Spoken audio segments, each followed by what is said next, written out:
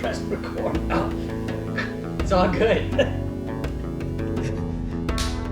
Now we're recording. And we're live. Because we've got a new modality where you have to learn how to handle the modality. Maybe the GoPro will pick up some of the audio in the beginning. Who gives a shit? Anyway, welcome to this week's podcast. We're filming it. We're gonna actually put some video to it and see how that works too. Nothing's changing on the auditory kind of forum and the platform, but we're just exploring video because I'm interested in that. But this morning at a workout, I went to a Telos workout. And Steve, you were bouncing around a few different places. Locations. Athletes were doing some different stuff this morning. But I caught you and I planted a seed in your head about a topic that I thought was worth exploring. And that topic was essentially, like in a nutshell, it was at work right now, you know, the work-life balance or work-life train balance or whatever that is. I seem to be understanding that there's quite a bit, let's just call each thing a bucket. You have a financial bucket, you have a design bucket, you have the YouTube bucket, you have the podcast bucket. And at some point in time, there's this realization that you can't do it all. You can't possibly optimize every bucket. And I'm going through that at work, and I'm like triaging my life, you know. I shit you not, I got a plane ticket to Japan last night. I'm not joking, because in my head, I was like, I'm never going to have time for a vacation because there's an endless supply of buckets. If you don't bake it. And they're all overflowing. Yeah. And I was like, I literally have no free time. And I was talking to Lena, my wife, and I was like, we're never going to be able to travel if I'm being practical about my schedule. So a few hours later, I just called her up. And I was like, I got credit card points. Let's spend them right now or else we're not going to go.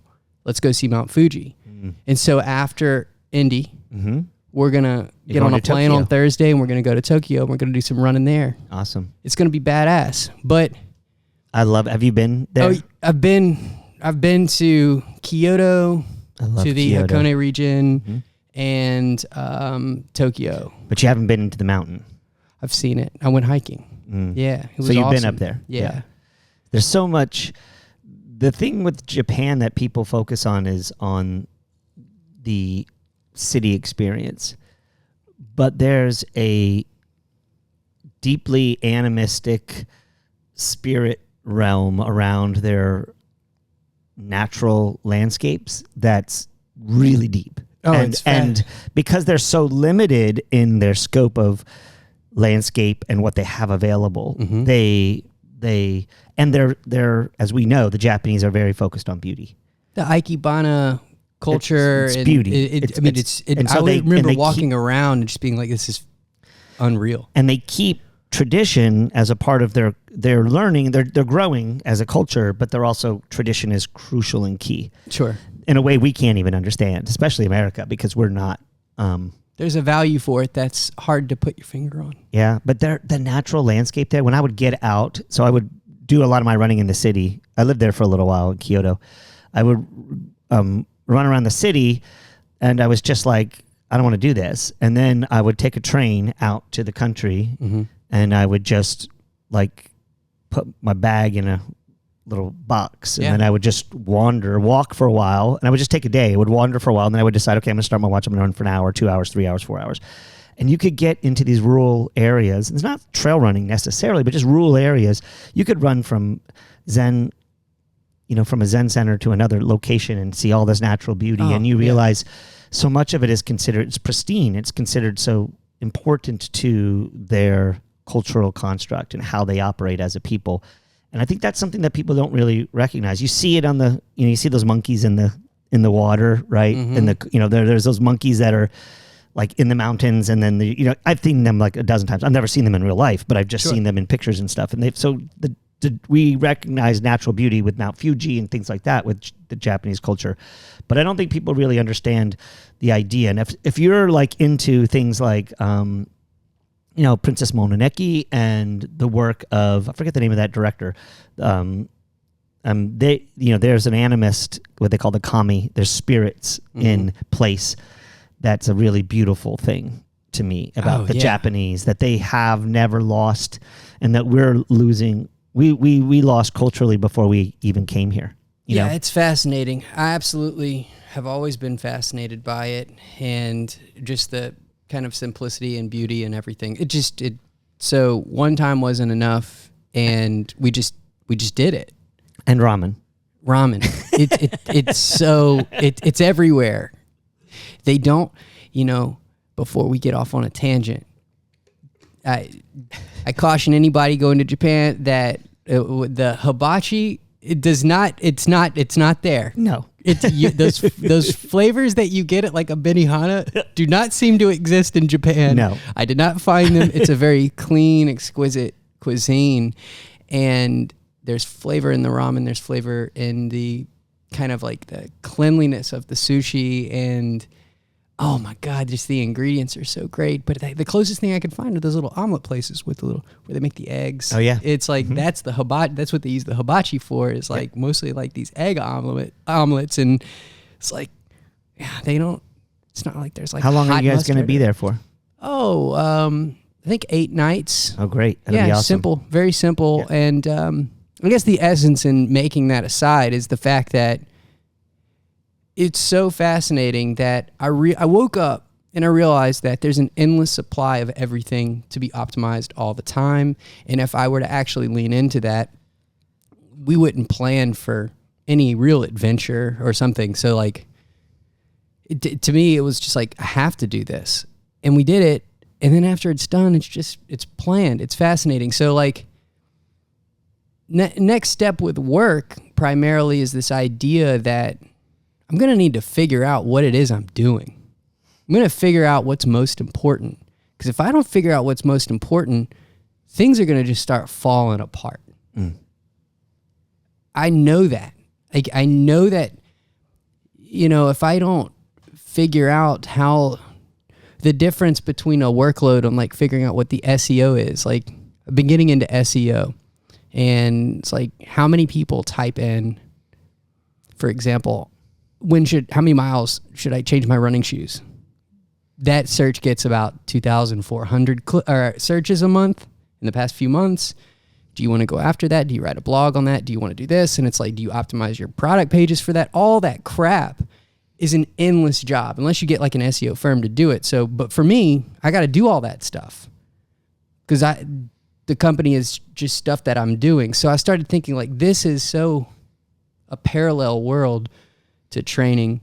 And so I thought the conversation today could be, how does this idea that optimization in all the different buckets are everywhere, let's see if we can narrow it down and find that kind of bottom of the funnel point to see how we can package that up into understanding how to triage what's most important in a training cycle.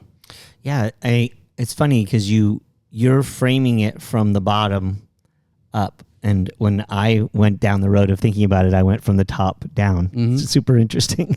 I think we'll get to the same place. From my perspective, it's you have all these buckets, and if you take the idea of everything being training seriously, then that could create unlimited, infinite buckets. Because taking a dump could be a bucket, drinking coffee could be a bucket, right? Your nutrition is a bucket, right? But so is recovery, evacuation. So are many other things. I mean, pre-race, if you're not evacuation protocol is not dialed in, literally, shit, yeah, exactly. But it's a regular good subject. But I think that from that perspective, is like, how do you keep all those buckets, all the myriad buckets, what the most important buckets? But then from my perspective as a coach, is how do we organize and overview the big picture to recognize that there's a seasonality as well. And is there a seasonality?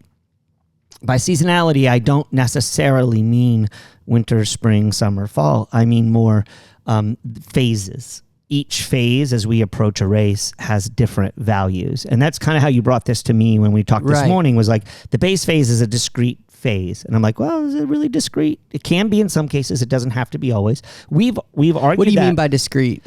Like its own 6-week window or Sure. 8-week window or whatever else. And, in my everything all the time model, I'm not really enforcing a set base phase like you're doing right now. What's been so interesting in this podcast over the last couple of episodes is we've talked a lot about base because you're going through that. And in my opinion, this is the most effective manner to talk about the seasonality because you're going through the seasons in your own case and you're dropping into our sessions. And so you've got a concept about where I'm at and what I'm thinking, but you're also off on your own, creating your own with these other models in play. You've got a cycling situation. I'm not sure if you're just doing that yourself, but I do know in your swim, you've got, in my opinion, one of the great swim coaches in the world who you have as your swim coach. Oh, I'll be at the pool at noon getting some type of ass whipping from this new UT Masters swim program. Tip of the hat to Whitney Hedgepeth, who's really good at what she does. But so this idea of seasonality is one, and seasonality as a way of organizing buckets. Okay. Lots of buckets. So from the underneath is what buckets, what are the important buckets? How are those playing? From the top level is how do you play those out at certain times? Because do you? Because you don't have to necessarily. And one thing that I think that's been really interesting with the Keep Going podcast is, when John and I when we got really excited about doing the systems, trying to set the systems up. One of the things that's challenging about doing that is that, in my view, this is a frame that has been imported through the exercise physiology and what I would call modern industrial models of human optimization. And, when you're talking about this from your work that you're doing, you're looking at your buckets from an easy to see work as an optimization engine. And I think that it's useful to do that, but you can very easily, as you noted, have data-rich streams that distract you from a bigger picture, or you might have new streams that you think you need to add, more buckets to add, that might dilute the ability and the effectiveness of what you're trying to do overall. So what I'm saying is it's really helpful to toggle between the minutia and the big picture. And so go minutia, what's the specifics? What buckets are you valuing? What buckets are the most important? And then how is that all playing out in some kind of grand narrative pre-race or pre-event if someone's doing an event? I kind of think is the frame of this conversation. I think so too. And we haven't really covered this before in any. No, that's why it's fascinating to me. It's so important because I've heard it twice in two different ways from my brother, who's given me a lot of the good stuff, is stuff that I've learned, and from a business perspective. Exactly, yeah. And he said one time something like, "What's the one thing that if you don't do it, nothing else matters?" That was massive. It's like everything you're doing is cool, but what's the one thing that if you don't get it done, none of that other cool shit is going to make any sense? And then taking that thing and deconstructing it a little bit for you, or all the way for your own edification, so you see the value of it. Exactly. And the second thing, which is the exact same concept, but more of a visual, if you're into visuals, is he probably got this from a business book somewhere or something. I'm not too sure. Maybe a friend that heard it from a business book, but it's like this idea of the big rocks. Like we have like all of these rocks, and imagine a jar. We need to get these big rocks in the jar, and you can then fill the rest of the space around with all of the smaller ones. But I find that when you're bringing in the seasonality, that sometimes we need to reevaluate what the big rocks are. And we need to reevaluate what is that one thing that if we don't get it done, nothing else matters. And like, I think that as we're narrowing down this funnel and kind of like landing on the topic in our fashion that we do, I think that that's a cool way to kind of, I always just like putting this stuff out into the universe and saying like, hey, I remember getting told this stuff or reminded this stuff, and it's done all the difference for me just to be reminded of it. And maybe our duty is just to talk about it and to explore it. But I'm actually interested to seeing if, from a coach's perspective, how, if you have any thoughts or feedback or even advice on kind of some of those seasonalities or the way that you approach it. Because I understand that your training is everything all the time, meaning everybody's on their own schedule. Right. But the group is very important and very powerful. And so those folks need to work together. Mm-hmm. And they can do everything all the time. Yeah. But when you start to optimize, you might fall a little bit outside of the stream and get into somewhere else. So it's like, for sure. And and I think that's why I'm arguing a little bit for a big picture view, because I like to say, what does your race require? And in your case for the business, what's the main goal of your business? So what are you trying to get? So the buckets are really going to be dependent upon what the outcome you're hoping to get too. Right. And I think that's something that, again, I just want to argue for each individual person's own journey in exploring what those things are, taking conventional wisdom, taking cultural constructs, taking big picture exercise physiology. What all coaches do is really important. It's good and useful and helpful. So you don't have to reboot the whole thing from scratch. And you're doing some of that, right? Your SEO stuff, you're getting advice from place to place to place and doing best practices and those kinds of things. Mm-hmm. But all of that stuff has nothing to do with Atreyu. Atreyu is so unique that if you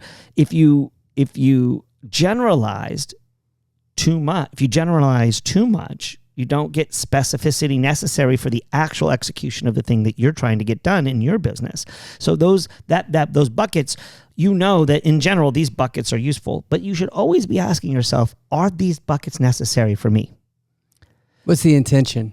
What's your intention? Yeah. And what's the end goal? What are you trying to achieve at the end? Right. And that needs to be, I find that needs to be clear. That's why I'm talking about a top down. That's because that's the perspective as a coach I come from. You have to make that clear, or else you're going to find a crux where that is not clear. And you're going to actually have really big blind spots in that case, because you're going to start doing the things that either A, you think you need to do because you're good at it, or the things you think you need to do because you're bad at them, instead of thinking about the things you need to do because that's what's required on race day. Ah, that's slick. And if you think about that from a business perspective, it's like, what needs to be done in order to get eyes on the things that you need to have eyes on, mm-hmm.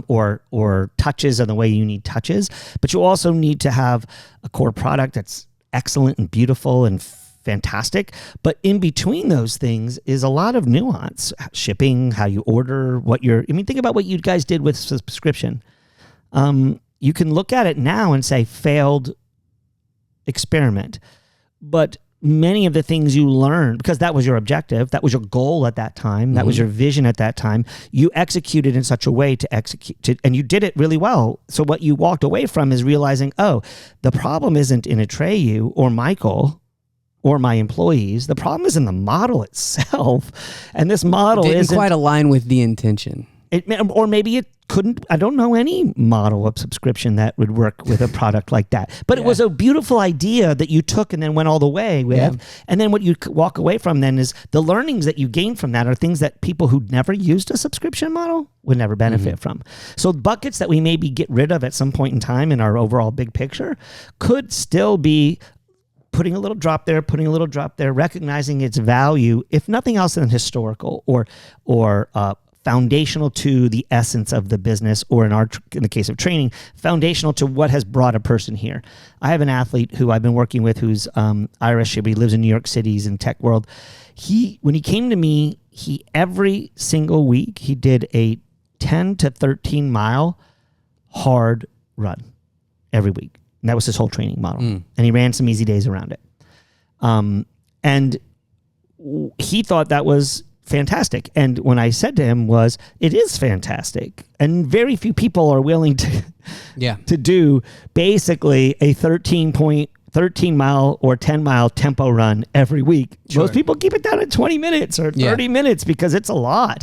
But because you're so good at that, I get to leave it alone for a little while. You've got a year he did that. That's a cool way of bringing in some equity to like the base. Yes. Yeah. And then I can say, okay, we're going to keep tapping at that.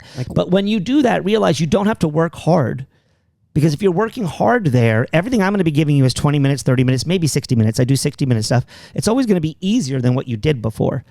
But don't undervalue the incredible benefit we got from that. And and then when you look at all this other stuff I'm doing, more focus on 5K paces or marathon paces or other things, he's like, because he's relatively new to this, he doesn't really have a preconceived notion. He just did what he did. But what I can toggle back and say is like, you have a base in this area. You have a skill set in this area that I only have to tap at every once in a while.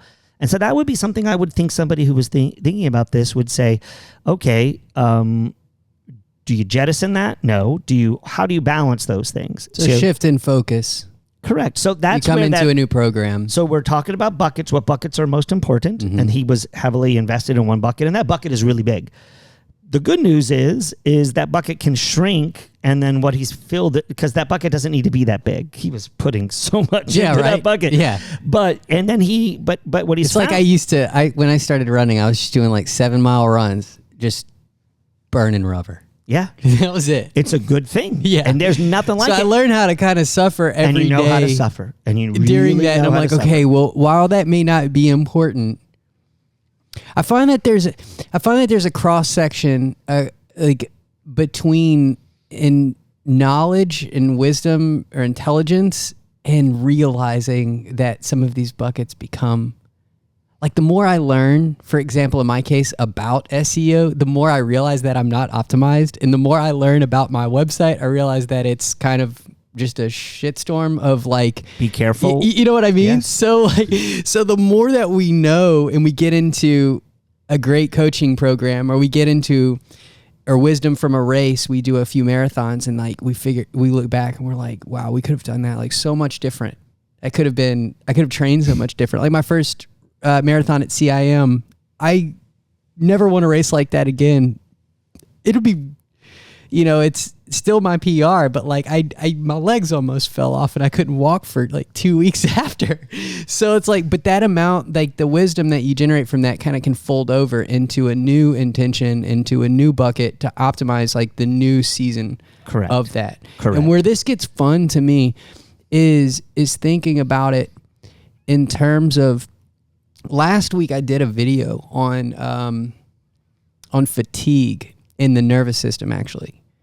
And I do think that this is part of the conversation of the systems in terms of when basically the claim was, and even one of the pieces of feedback that I got from people and how I responded was like, yes, I think that if your nervous system is optimized, which, there's stuff going on under the hood that we're almost completely blind of most of the time. But if we can get that right, then it feeds into the other systems, the metabolic, the, aerobic and the musculoskeletal system. And like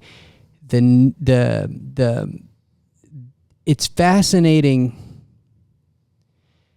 that how much I'm eating my words right now because it's such a kind of it's a little bit of a departure. It's a little bit of a leap to kind of bring these two conversations together, I think. But knowing how to step back from times of fatigue and reevaluate what's important is really hard. That's what I'm kind of saying. And I think that's where you get the ass end of the optimization when it comes to the nervous system during, to me, which is the most fascinating application of this, which is seasonality of where you are in your cycle. Yeah, and that bucket that we've been using as an analogy, if it's not balanced with the overall big picture, that's what the nervous system does. It balances the overall big picture, ultimately. Yeah. Because it's trying to create an allostasis, a place of homeostasis, allostasis, trying to create a safe place. The nervous system's always trying to create a safe space. And so a lot of times what happens is, this is the problem with buckets and blind spots, is that if you put so much eggs in one basket, like our friend I was discussing in New York City, he has this huge bucket of half marathon pace work that he's done. And that works, but when he wants to run a marathon, it's not going to go apple to apple. It's not going to, his later in the race, as it gets beyond 13 miles, he's probably going to have a really easy time for the first 15 miles, but he's going to have a little bit of a struggle after 15, but before he started working with me and I created a more balanced approach. The thing there is that it's like being with a therapist. The nervous system is going to throw a wrench in there because it wants to keep you safe. And one of the things about safety is getting more skilled at things you're not good at, because then you're safer. Sure. And that's the piece that's important. Right. Yeah. That's, I think, what you're highlighting here, and what your initial I mean, it's question just was like I kind have of asking such about. the ability to kind of take shit too far, Mm-hmm. way beyond the point of when I should reevaluate what's the most important thing at that time. Like, I just, every time, I'm always like over schedule, or, you know, I should have done it months ago. I should have planned for this months ago. Like, but it's fascinating how over and over and over I seem to like not nail it, you know? And so you need that, you almost need a journal or a coach or somebody to come in and be like, hey, now is the time to reevaluate that. This is what I was talking. This is why I think it's important to have a big picture. In what we do with run training, we do what we call a macro cycle. We plan out the whole program in advance, recognizing various buckets, and making sure that the buckets that in our system we think are important are included in there. And then we work in a pretty consistent way to try to optimize all those buckets. And then for each athlete, some of them are going to be a bucket. One of the buckets is going to be something they're really good at. It's their jam. And then there's going to be parts of the bucket that they suck at. And what the idea with an overall training program is to create a bucket distribution that's effective for the race. And for you, that would be the biggest picture I would be is like, and this is what your brother was telling you, is like, what buckets really matter? And then once you do that, so that's the big picture. So just taking that analogy that you were just saying, but then I could get over obsessed with something. No, not necessarily. If you periodize your program, if you periodize the way you're working, you're like, on Monday I do X, or every third week I do Y, or however you organize that, having that big picture is critical and crucial.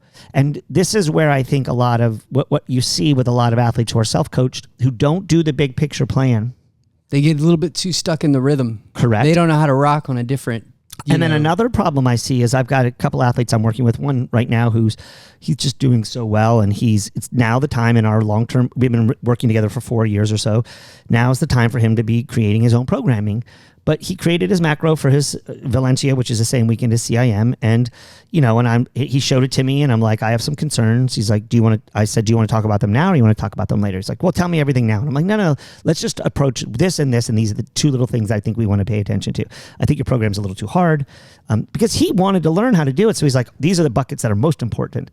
So he optimized the shit out of them. And then if he did that without having a coach that would help him do that, he would have overtrained. And he's already beginning to feel it. But if you write that down as an overall plan, and you don't recognize you're a living system that's going to adapt as you go along, you could very easily fall into that mechanistic thing that I was talking about, thinking that the human body is not a living system, but it's an engineering program that if you just input, and it's not that way. So he's now growing. And for me, why didn't I just create the program for him? Because some of these things, actually, I will just argue it. I don't know about this in your business, but I would bet it's true in business. But we know it's true in running. If the body didn't learn the lesson, it's not a lesson learned.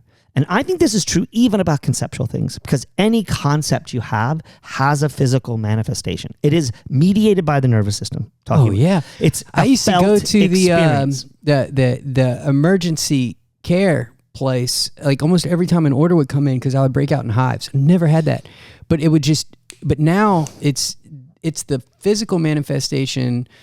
That's the nervous system for sure.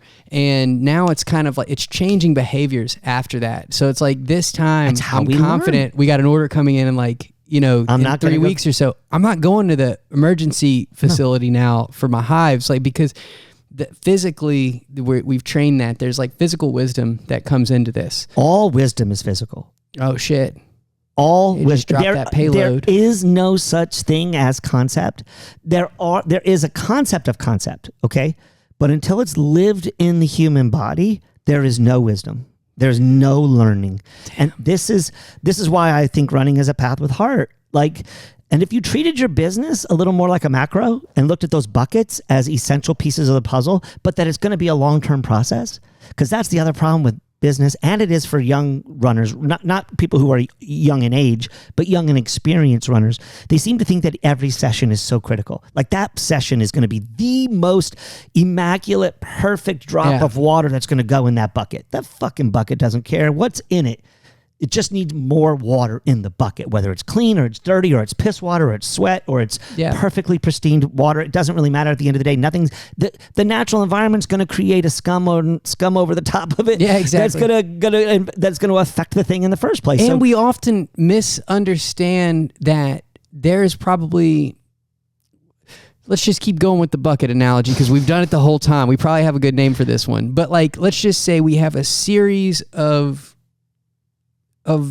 buckets for training. We have the same for work. We have the same for life. Why did I even bring up Tokyo?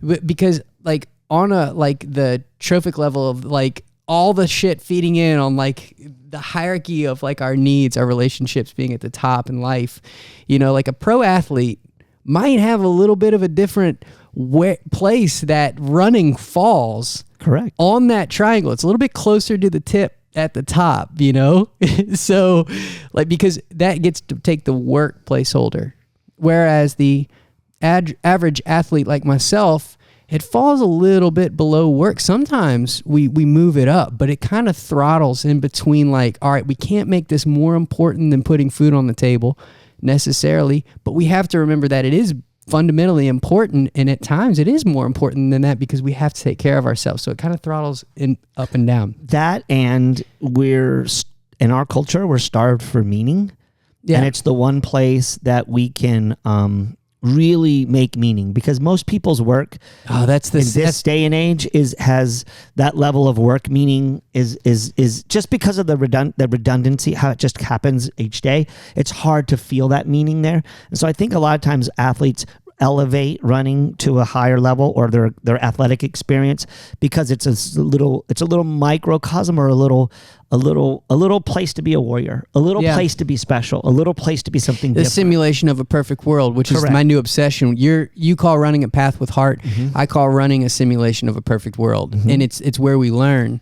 And so then it's elevated for various reasons, and each person within their context of this is one of the things I bake into when I meet each of my athletes that I work with, I always say to them, it's important for us to discuss now and as we continue what your work-life balance looks like, and recognize that this program is designed for optimal work-life balance. It's already baked into the model. And for some people, that's going to mean they're going to run 90 miles a week. And for some people, that means they're going to run 40 miles a week. Sure. But if you run 90 miles a week when you should be running 40 to 50, because that's when it gets weird. You're in deep trouble. It's in deep trouble, because you're going to find yourself in a place where everything's falling apart at the top of the pyramid, and you can't. I've done that. I've been there. I've done that.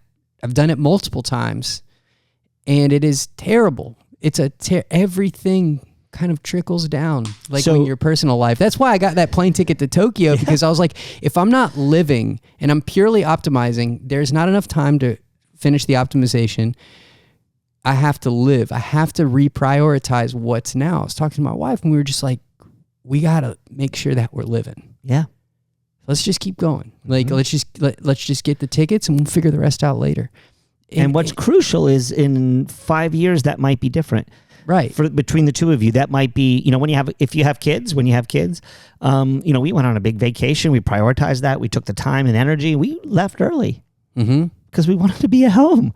Because most of my vacations, I leave early. Yeah. I'm always I'm ready to go home. And then I've got what I needed. Now you're valuing the moment. What you have at home is super valued. It creates that great value. But if you don't leave and schedule the leave, goes back to our discussions that we've had now 4 or 5 different episodes that have touched on this point of taking a break after a season, and that's what you're doing. You're just taking a break between the base phase and in life. And in life, we need these things. And if we don't, going back to the nervous system, if we don't create that seasonality, it will get done for us by illness, tragedy, life imbalance that creates significant pain. And you might say, well, how's that happening? What intelligence is there overriding the whole system? It's not an intelligence overriding the system. It's just each natural ecosystem has the appropriate balance. And when the balance gets inappropriate, the ecosystem suffers and it recreates a balance.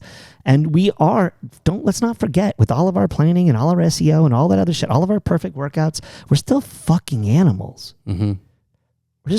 We're animals. We are embedded in a natural world.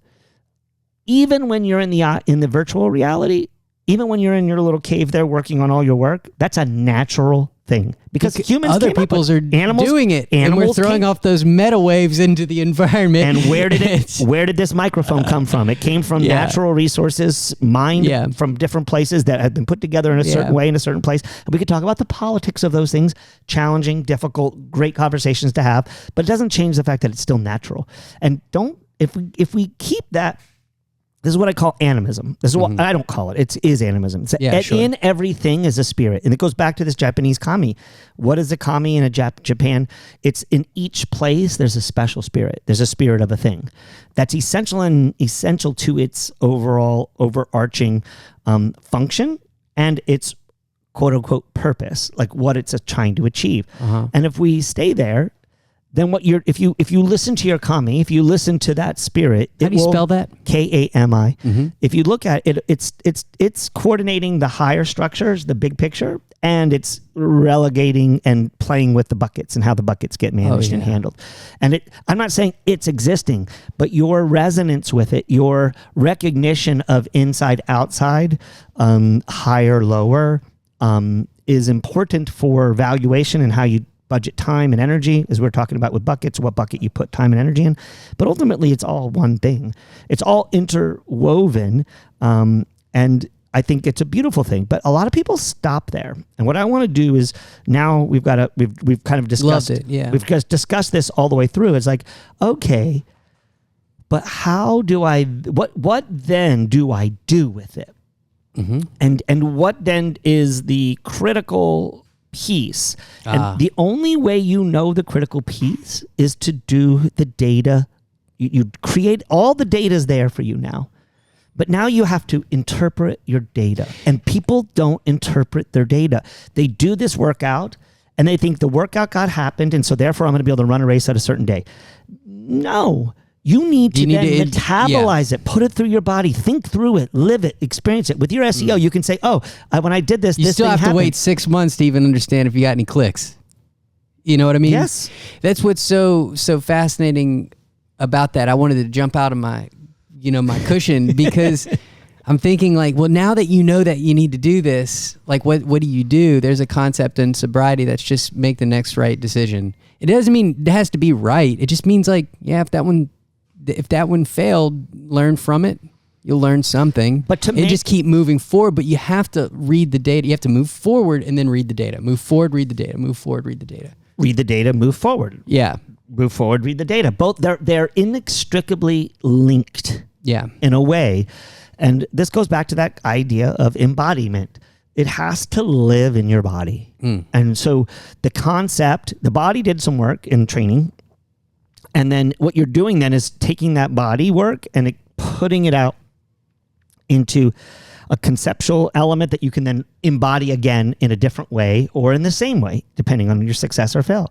With your idea about work, that bucket, you're taking an disembodied thing, numbers, data, whatever it is, but then you've got to embody it into what I'm going to do on the today or tomorrow to facilitate this information in an effective way to make change that I want to see played out in my channel or in my shoe sales or in my personal life, because you are a creator. You are creating, and I know you. This is a critical piece of your valuation of what's going on. Because if you valued your work with Atreyu purely and simply based on the number of shoes you sold, it would be depressing for you. If you did it based on SEO, it would be depressing for you. If you did it on creativity, because I know how high a standard you would have, you would be depressed on that factor too. Because the individual buckets are not the thing. Yeah. The thing is the thing of the whole plan. The right? data, and the more you learn, the more data you can. The more kind of areas, the aperture, opening up the aperture of how much you can do. It seems like, well, you might not need to optimize it all, but the data can suggest something. The data can suggest that I'm suggested right now that I'm going to have some good races coming up. Definitely in April. Like, that's going to be fun. But it doesn't mean that it's going to happen. Like, that's what's interesting about these races. And I think that's what's different between my first marathon and going into the X marathon. Right. It's different. It's you're not owed anything. You just use the. Well, you have to do it on that day. Mm-hmm. But you are. This is I just posted the episode that I called Loaded, which was a conversation we had about a month ago, maybe even 5 weeks ago, around this topic. And it was interesting. Today's workout was critical velocity reps, and it was the same session. So I feel like there's like a little mirroring going on here. But that experience that you had with that in that discussion, one of the things I said to you repeatedly was, but you are unequivocally, substantially, and in a data-rich way fitter than even you were expecting to be by that time. Mm-hmm. So we can then say, yes, I should have a better performance, but yes, you still have to do it. And again, this brings up this idea of embodiment. That's a concept. The concept is, based on all this data sets I have, I can expect to go out on my race and run a little bit faster, swim a little faster, and bike with a bigger gear or with a bigger power meter or whatever metric you're using to determine that. But you know that those metrics that you, and then you have to set a goal, because this is important. Like, you got to set that goal out there to move the river towards the ocean, to move towards the ultimate goal of what is that? To just do your very fucking best. Yeah. Just do your best. But you know that your best is already looking like it's going to be better than you've done before. And that's exciting. But it will also, as you get closer to the race, create a sense of dis-ease, because how are you going to package that? How are you going to plan for that? What level do you do? To me, this is when I think it's really it will be useful for you to find someone who can help you with extrapolating the data sets from all three sports and then incorporating them in itself. Even if you do all that work, you should hire someone or have a conversation with a seasoned triathlon coach to look at your strategy to be sure that you're not missing something. This is something I do with all of my athletes. I've never really put myself out as a shingle to do this as a business, but it's something that I would do really well. It's like, give me all your data from all your sessions, give me your goal, and then give me the way you like to race. And with that, I'll create a basic strategy for you that I think is going to be useful. I'm going to create that and then send it to you. But then we're going to have a conversation. So you pay for that amount of money, some amount of money for that. This is what I would argue for you to try to look to find. And then what you want to do is then have a dialogue about it. Okay, because I might have created a race plan that doesn't match with the athlete's skill sets. I might have said that this data indicates that you're going to be slower than I think you want to be. So then how do you negotiate that? But then you have a conversation with that same person with that experience to help you mediate and decide what your next step is. And somebody might say, well, why not just do that in real time? The problem with doing it in real time is the athlete is heavily susceptible to expert overwhelm. Yeah. And the expert and most experts. If you're fatigued and you got a guy that you trust saying like you're faster than you are, then you're probably going to think that you're faster. Correct. And if you're fatigued and they're saying like you don't got what it takes, you're probably just going to. Correct. It creates limits that are not really there that need to. There's limitless potential in the dialogue and exploring what's going on. And usually what happens in that dialogue is both get to know each other better. Yeah. And then the athlete's better prepared for the thing that needs to happen. Sure. But you need all that data set. You need all the sets of data, as much data as you can get a data-rich environment. And then the other thing is just to remind, I'm going to repeat what I said before, but just to reiterate we call this brief and debrief. So I write a brief before every session, what the workout looks like, what should be done, how it gets done. Sometimes I tweak it each time we do a workout. Sometimes a few workouts, the briefs have not changed in 2 years. The brief is exactly the same. There's no need to change the brief. But what I tell the athlete is at that point, they need to then create their own brief based on my brief. Because mine is created for 50 people. Right. Or Yours 60 are long. people. Yeah. Yours are And like 1,000 word briefs. They're long. And then They're the long. athlete needs to say, where On am I a right workout now? that's like an hour long, you'll write 500,000 words. So you're saying then reevaluate it, debrief it yourself, yourself, and kind of, filter it through your own. So and then you maybe create- come back a season later and compare it against check the it again, brief. and then check it again, and then now you're Yeah. seeing how that program works at multiple levels. Yeah. And then you're like, oh wow, I learned a lot of things I didn't know I learned. And what did you learn? You learned something physiologically. You got fitter. You're better. You learned something psychologically. There's been a change in your mentality. You're Yeah. seeing improvement. I'm watching one of my athletes who's getting ready to try to run her Olympic trials qualifier. We had a conversation today. It was just really awesome. I said, listen, based on all the things that we've seen so far, when we got started on this journey, we didn't really think it was feasible that you could run under 236. Mm-hmm. We knew that you had the long-term talent, but your distance between where you are now, when we first started working together, she was like a 245, 246, something like that. And then we got down, and then we got down again. We got to 240 last year at CIM. And less than a year later, we've got to try to find another 4 minutes. That's really, really hard to do. But But her mind is we cut it up great. a lot of different ways. We Yeah. played with a lot of different things. The way I that worked- she conducts herself at the workouts she's a is professional. so great. She's so professional. She's got that locked in. She But- almost leads the group, Yes, I think. yes, Yeah. and then sometimes she lets others lead for her, that's so leading. that she correct. But we talked Yeah. today because she had a really good session on Saturday, and we talked. I didn't talk to her about it then, but I talked to her Yeah. about it today. I just said, "Listen, we now know that you are more than half the way to the ultimate goal. Like you're at least at 238." Maybe even 237. And she's like, you know that? I'm like, I think you know it. She goes, I kind of feel like I know it. I'm like, are you 2 minutes faster? She goes, I might even be more than 2 minutes faster. I said, well, that's fine because we don't need you to be in 236 shape because that's just a physical fitness assessment.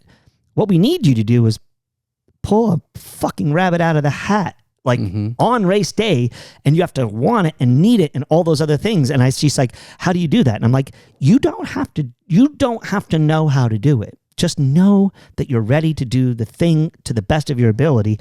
And you'll learn from the it. environment Yeah. will teach it. It'll give it The to race you. day will show it this time. It'll show you how to do And it. It'll show you how not to do it. And one of the dangerous things she said to me, she said, but can I expect it to feel good through a certain window? And I said, on paper, yes. And that's how we're operating. However, it would be a very big mistake if we went into it demanding that of the race. Because For 16 miles, am I going to be all right? ostensibly on paper, yes. Yeah. But in reality, you might have started your period. You might have Yeah. gotten sick. You might have had some life stress or drama that happened. There could be poor weather conditions that suddenly make the conditions or better weather conditions, and you go out too fast, and then you find, the number of variables are pretty extreme, and no one wants nor needs to try to figure out all the variables. What you do is you train as many of the variables as you can. This goes back full circle to our conversation. You train the buckets. You train the buckets to the best of your ability. Value, make sure they're all positioned. For this athlete, her coach designed the buckets, and I made some buckets bigger at certain times over the last 2 years and other buckets smaller. And made buckets that she was not capable of putting water in and getting full. But I'm like, you still got to put more. She's not good at doing 5K work. She's not doing it good at speed economy. And we just kept working on it. And I said, working your weakness is a strength. Working your weakness is a strength because you limit it as a weakness and it becomes a neutral. If it's a weakness is now a neutral, it's actually a superpower. And then you can lean into not having to worry about the negative energy, only worrying about positive energy and feeding in positive energy stuff. So we played with the buckets, but ultimately the vision has not changed. I want to run under 236 on this day so I can be standing on a starting line in Orlando at the Women's Olympic Marathon Trials. Oh, man, I'm going to get... Lena, we got to get some tickets. We got to go. You know, I think it's just one of those things where you're like, and it is not guaranteed. Yeah. And she's probably a minute to 2 minutes off in true fitness. Now we'll get a taper. We'll get some other things that happen. And I don't know. It could be, I think she might be fitter than I think she is, but it's dangerous to tell her exactly where I think she is because that might then become an expectation. Because the most important thing on the race day is the execution of it. Just being in the zone and letting the zone flow, And getting the that's flow a and whole let it flow. different category Yeah. than fitness. Yeah. That's a whole muscle. And to me, that's why you trained. That's So you could sit in that the nervous river. system. Yeah, so you can comes a sit lot in that little equation there. That's why, and this Yeah. is why I say the most important thing a person can do at the starting line is to trust themselves, Yeah. and that's what the training does. She trusts that she has the capability to potentially on a good day get that thing, and then she just goes for it. And then and you know, we talked about this. She's like, that's not the way I like to race. I know it's not the way you like to race, because she likes to race a race where she runs just a little bit off of what she's capable of, because she stays in a good zone, and that's a beautiful thing. And I think she'll actually continue to improve at a high level over a long period of time. I think she's gonna her improvement is continued. She's gonna get better and better. Yeah. But given time, just because that's what happens. But that's not what we're trying to do at the Indianapolis Marathon. No. It's just run 5:55 per mile for 26.2 miles, end of story. And so she's like, oh, it's so hard, but so beautiful. I'm like, do you now feel the import of your task? And she had this smile on her face. She was like, this is what it is when you're really good at what you do. Yeah. And the future is, and the achievement of that is uncertain, that there's a character question here. Yeah. And people who are really built for this, they revel in that leap. In that We leap. thought we were just getting into running.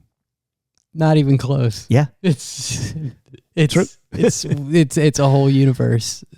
I mean, that's the beauty of it. I mean, It's a question. At the end of the day, what it all comes down to is, how do you want to live your life? yeah. Another thing in sobriety too, my final thought on is how we deal with our pain defines our character. You know, personally, and that's where I think it is a simulation of a perfect world, because we learn how to deal with this. We learn what kind of character we want. We learn that racing is a part of who we are, not just what we do, but it's like who we are. And we can learn that. We can become more in touch with ourselves as we learn more about who we are through the simulation, through the path with heart. It's fascinating. This has been a good one. I didn't know if we were going to be able to narrow it down, but I like it. I'm not sure we narrowed it down. I think we might have expanded then contracted. But it felt very concise going towards the ass end of the conversation. Yeah, I agree. I think we did pretty well. We always do. We always land somewhere, right? Yeah. And ultimately, our listener base is probably pretty used to us wandering. Yeah. I try not to even discuss it in my intros. I don't want to say, in a typical keep going faster. Yeah, because that would just be, that's what we do. It's We like, wander. Why do you talk about the thing that you're going to do? Right? Yeah. Yeah. Well, it'll be interesting to see what happens with video. Yeah, we'll see. Peace to y'all. Adios to for all now. you watching. Yeah. And we'll see what happens. We'll see where it goes. Rock and roll. Godspeed, y'all. Godspeed.